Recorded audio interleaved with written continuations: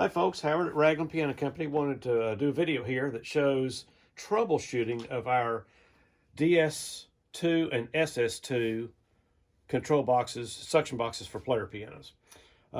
Basically, let's talk about how it's supposed to work, and then we'll dive into problems that you may encounter during the installation. The system is designed with two separate potentiometers. One has a knob, one does not. And the one with the knob is the one that controls the speed of the motor during play. The other one is the speed of the motor during rewind. Properly working, we have the on switch here, and when you turn this on, the motor is going to run at a minimum speed.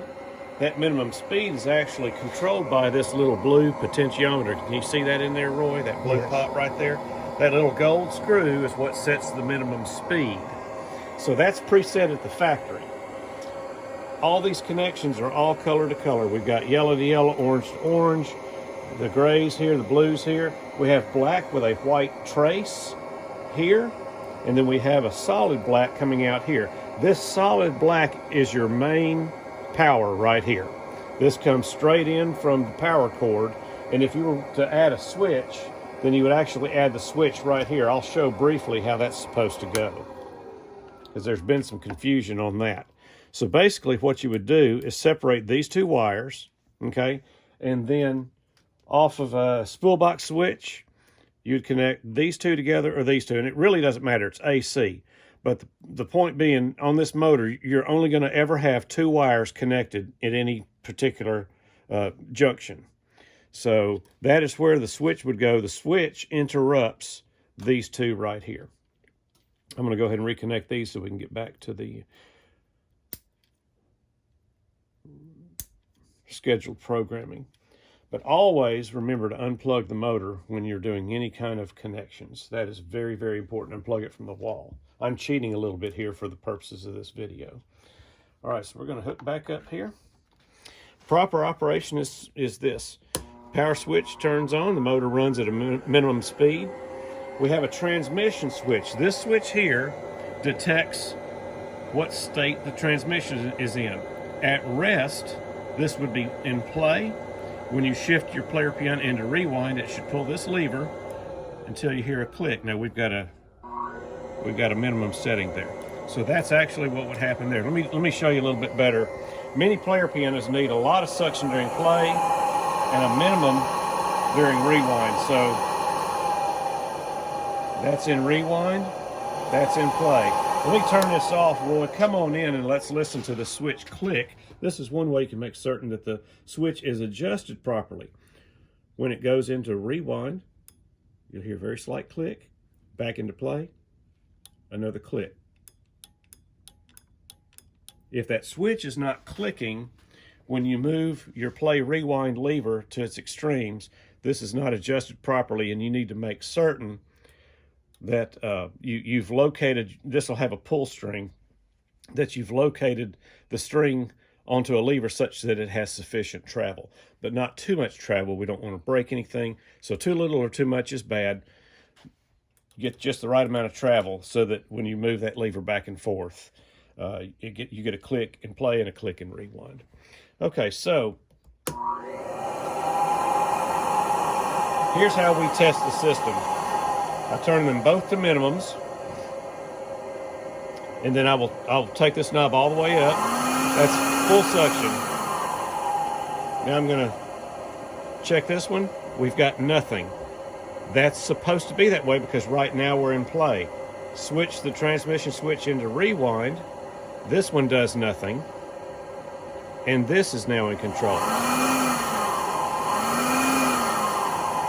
It's two separate, fully separate controls, unlike previous iterations from other companies where one would slightly control the other.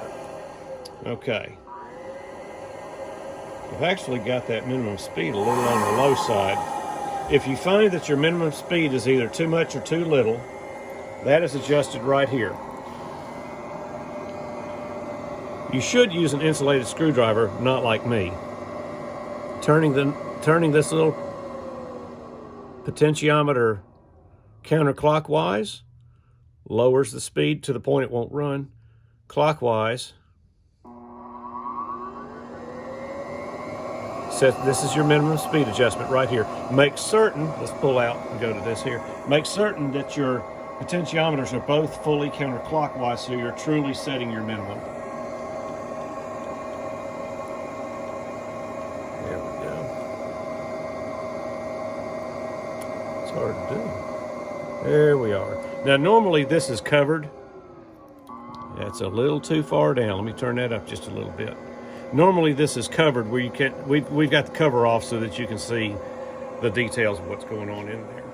All right, we're going to power this down. So if you're having trouble with the system, there's a number of different things to check. We're going to go ahead and we're going to unplug the motor at this time. All right, I've got a troubleshooting guide that we're going to have online. I'll put the link in the description below.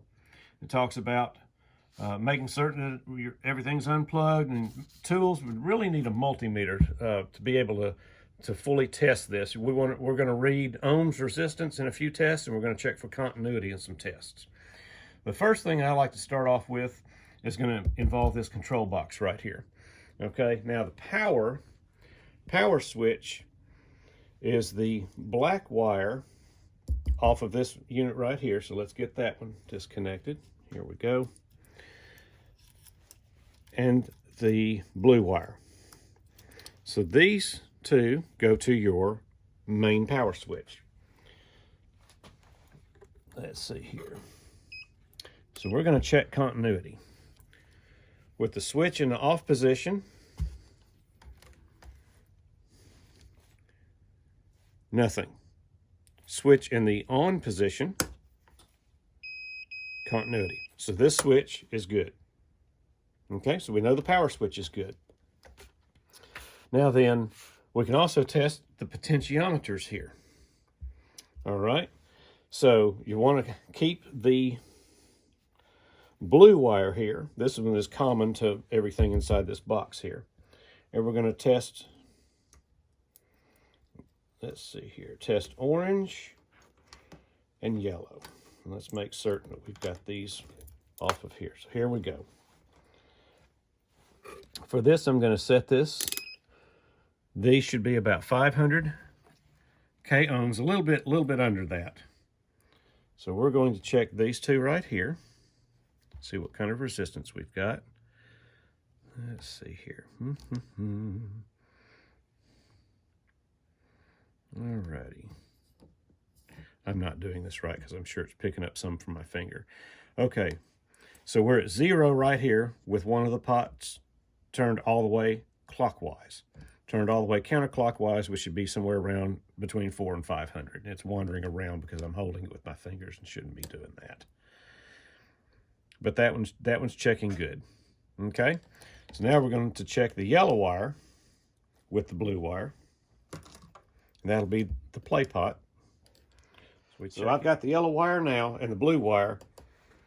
Let's check that one out there. So we're reading about 430. It's wandering around because of the way I'm holding it. We turn it all the way clockwise and we should get 0. So there we are. So the potentiometers are both working properly. If you're not getting any change when you turn the knob, then the potentiometer would be suspect. So that's how we check all of the components that are in the control box here. Let's talk now about the transmission switch. All this is a single pole double throw switch. All right, gather up my gray wire here. So what we have in one state, we'll have continuity between 2 wires and none with the third one. The gray is common. And then when we click it over, the other wire will engage. Okay, so let's check this. I'm going to put this where we can hear continuity. We got a beeper on here. All right, so right now, gray is common. I have continuity with yellow and none with orange. In the reverse state, I'll have none with yellow and continuity with orange. So this switch is good. If you get any kind of reading where both have continuity or you have no continuity for one of those in either state, then there would be a problem we'd need to look at with the switch.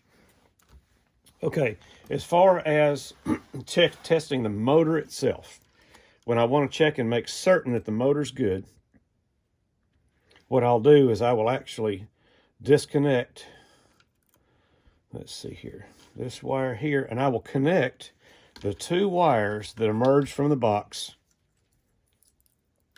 together. This bypasses all of these controls. They're completely out of the system. What we like to do is isolate various controls for testing. And you only do one at a time, like we've done here, so that you can hone in on a problem with a particular component.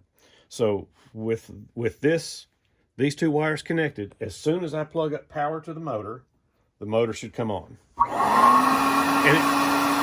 And it'll come on at full speed, because there's no speed control on here in this situation. We've just got AC going straight into it. So when that works, then the motor itself is good. You can also check for the resistance of the motor itself, and I have to look. I never remember this one exactly. See, blah, blah, blah, blah, blah, blah, blah, blah. Other tests checking resistance of the motor. Black wire with the white trace and the lowest prong on the AC socket are the motor leads and should be between 2 and 3 ohms. So we're going to set back to ohms again right here. Yep, there we go. So we're going to check the lowest prong here. Now, sometimes this might get put in facing the other direction. Generally, this is the way that we do it. But in any case, you can see that if you were to look at this with the bottom, this would be the leftmost, or in this case, bottom prong. And then the wire with a white trace, and we've got about 3.5.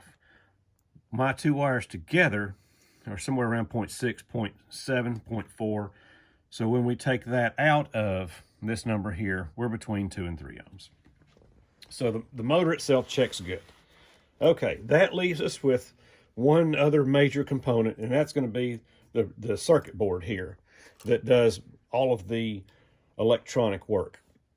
This is basically a triac that is controlled by the potentiometers here that tells it when to fire. And that triac acts like a switch, and it opens and closes thousands of times a second to provide the correct amount of power to run the motor at whatever speed you need it run at. Okay, now we've got a couple of capacitors in here that smooth out voltage curves and stuff like that. But this unit, 99% of the time, if it fails, it runs the motor at full speed and nothing else has any control over it. And that's because the triac has fused in the own position and it's not switching back and forth. Rare circumstances, I've seen it once or twice, where this has gone bad and we get nothing at all out of it. There's not really a way to test this with a meter, so this is really kind of a process of elimination. When you've checked everything else, if there's still a problem, it is probably going to be this unit right here. I'll put a link below to contact us, so you can get replacement parts if necessary, or if you have any questions, you can send an email or give us a phone call. All right, thank you much.